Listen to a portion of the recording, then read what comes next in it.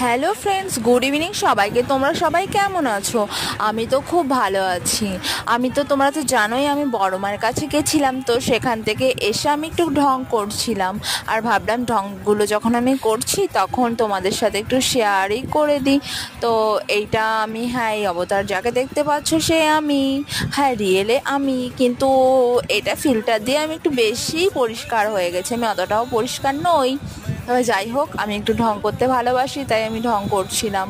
কারণ আমি একাই পুজো দিতে গেছিলাম, আমার সাথে কেউ ছিল না, তার জন্য তখন আমি ফটোও তুলতে পারিনি, কোনো ভিডিও বানাতে পারিনি। যার কারণে আমি বাড়িতে এসেই ঢংটা শুরু করেছিলাম। আর আমি ঢংটা যখন করলাম তাই ভাবলাম তোমাদের সাথে শেয়ারও করে দিই।